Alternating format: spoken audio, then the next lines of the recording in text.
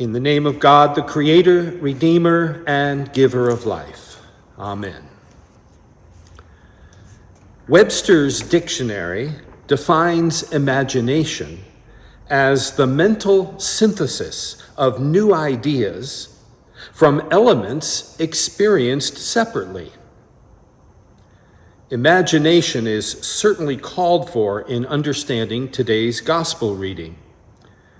And so also is faith. If the maxim "by God alone is God known" makes any sense, then faith is the open space in our mind and heart in which God can act to make himself, herself, known. Faith is also the active, resolute desire to see God's purposes of healing, wholeness, and justice fulfilled in each moment and situation. In short, faith is the quality of being able to allow God to see and act in and through us. So, imagination and faith are part of the divine recipe to open wide the power of vision. In today's gospel, Jesus asked his disciples, "But who do you say that I am?" And when Peter answers by declaring, "You are the Messiah," it wasn't just a lucky guess or deduced by a process of elimination or some other logical method. Rather, this response came because somehow Peter kept his head and heart open enough at that moment to see in the face of Jesus of Nazareth the Messiah of God, the Christ. By recollecting what Jesus had already said and taught, what Jesus had done in the midst of that community of disciples and in the places they traveled, by apprehending why a Messiah, a deliverer, was so desperately needed, and who Jesus was at that moment in relationship with Peter, Peter was able to envision and express a strong new idea from all these elements experienced at different times and places. That new idea that Jesus, the rabbi, the carpenter's son from Nazareth, the teacher, was actually the Messiah, the Christ of God, the actual Son of the living God, as Peter adds in Matthew's gospel, that new idea came from the power of God's gift of imagination and faith, intermingled deep within Peter's heart and mind. Imagination and faith, a powerful and profound combination. That reminds me of Elizabeth Barrett Browning's lines in her poem, Aurora Leigh. She writes, "Earth is crammed with heaven, and every common bush afire with God. But only he who sees takes off his shoes. The rest sit round and pluck blackberries." Imagination and faith. But what about the rest of us who only sit around and pluck blackberries? What about the rest of us who could only see in Jesus a mistaken identity with John the Baptist, or a reincarnation of Elijah, or another one of the prophets, or worse still, who could only see in Jesus some misguided revolutionary or religious fanatic with a messianic complex? Or what about those who never even had a chance to see and hear Jesus as he journeyed nearby? Could these people all be said to have less faith, or somehow not be in favor with God enough to find and then recognize Jesus as the Messiah of God? Even Peter, the rock, who recognizes in Jesus the Messiah of God, immediately finds himself unable to grasp the full significance of that in the imminent suffering and death that would befall Jesus, and soon would be publicly denying any knowledge of him. Certainly there is in each and all of us a lack of ability to see the majesty of God, a lack of ability to behold and to accept that the whole earth and each human heart are full of God's presence and purpose and power. In the same vein as Browning, Thomas Merton wrote, quote, "There is no way of telling people that they are all walking around shining like the sun." Whether it's a hardness of heart or a limitation of our faith or a weakness of our imagination or a self-absorption or harriedness in our lives, somehow we have a diminished capacity to recognize clearly the presence and purpose of and power of God in real time. One of the great problems and ironies in our modern democratic society, where supposedly every voice and vote can make a difference, is that so many people are stuck in very difficult situations where they feel powerless to change themselves and the circumstances around them. And their imaginations can even become as limited and blunted as their non-participation and feelings of powerlessness increase.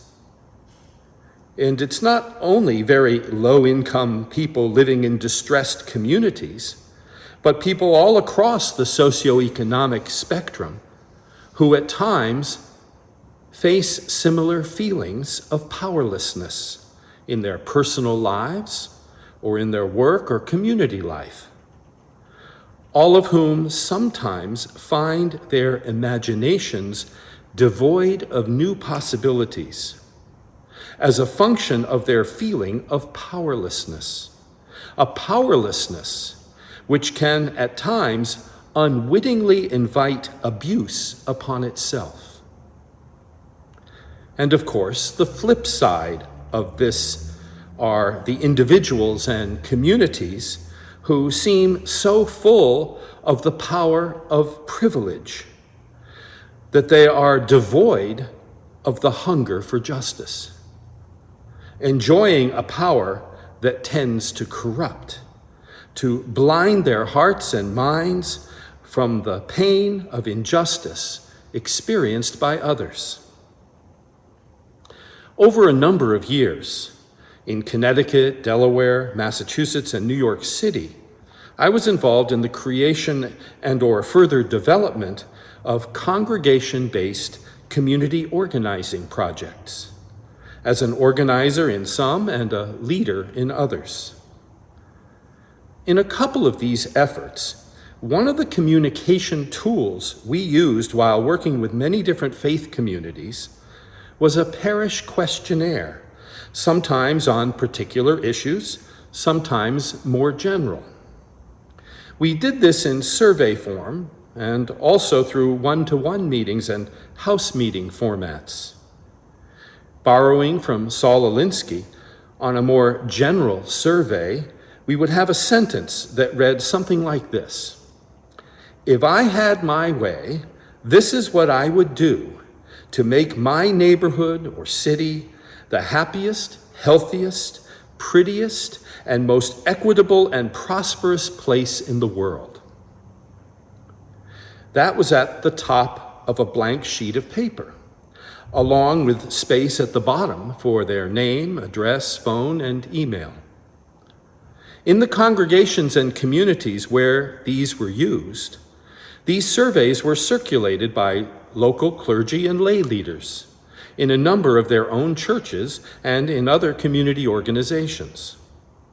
Now, the first time this survey was handed out, usually only a small percentage would be returned.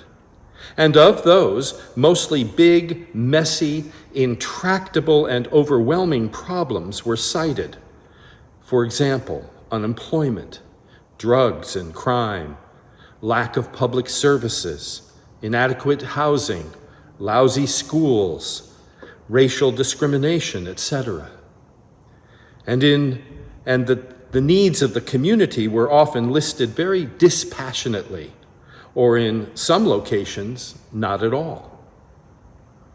On the whole, it seemed as though what was being cited were big problems that anyone, including outsiders, could recite. Now, that same survey would be distributed a year or so later to roughly the same people. The second time, though, the responses were quite different. A much larger percentage of these second surveys, which in some places we called issue ballots, were returned. Instead of brief and dispassionate general responses, much longer answers were turned in these second surveys, with real emotion and force behind the responses. No longer descriptions of big, messy problems in vague generalities, implying their being unsolvable, but rather now described as specific issues, calling for immediate action and winnable solutions.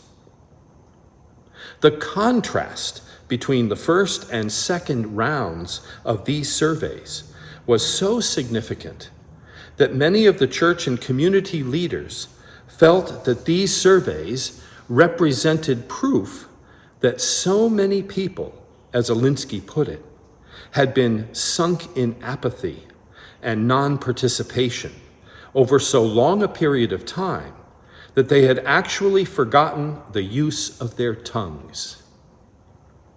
They had become inarticulate and almost robot-like in their responses at the time of the first survey. But through a combination of parish community building and banding together with other congregations and organizations across diverse backgrounds, they found they could make a real difference in specific ways in their communities.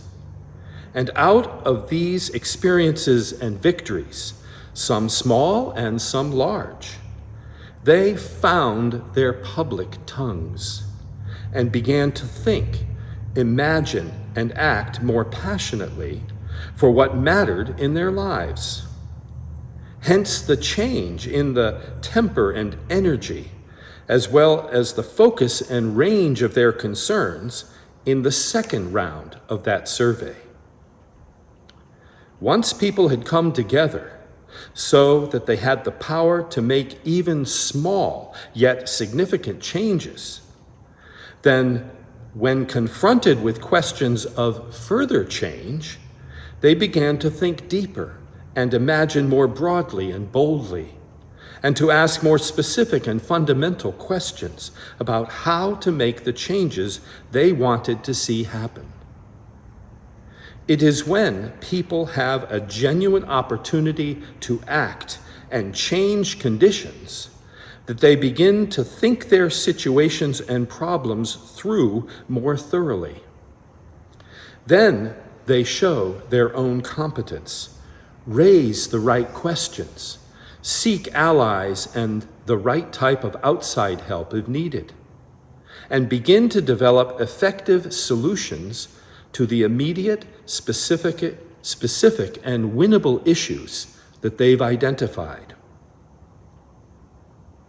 So in conclusion, let us remember that often a powerless people, that is, individuals and groups who feel powerless, will not be purposefully curious about life or imaginative in seeing beyond their present situations, and thus cease to be fully alive in any other way than as spiritually blind, deaf, and mute.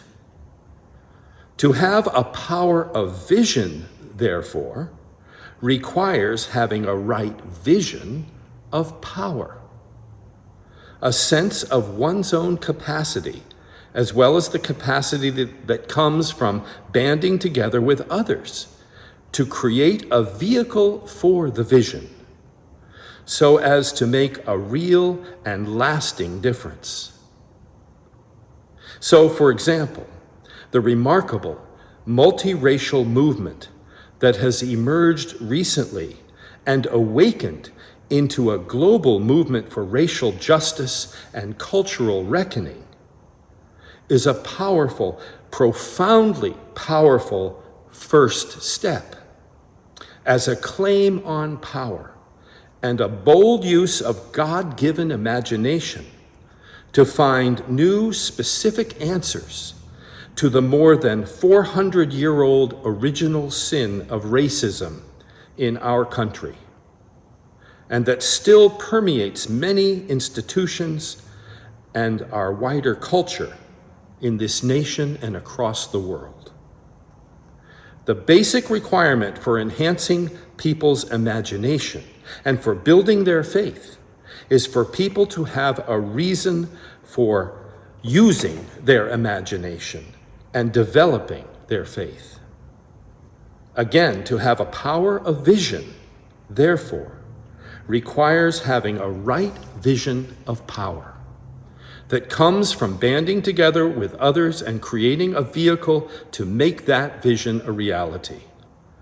Thus, it is the creation both of a community and the circumstances for empowerment that provides the reason and makes faith and imagination essential again. Or stated in terms related to our gospel, the faith that can see in Jesus, the Messiah of God, is built on the imaginative human capacity that is inspired and reinvigorated by the very presence, purpose, and power of God at work in our hearts and minds, which in turn builds and sustains the relationships, prayers, and actions of a whole and diverse community of faith, from the time of that original community of disciples, out of which Peter testified, to this very day. Amen.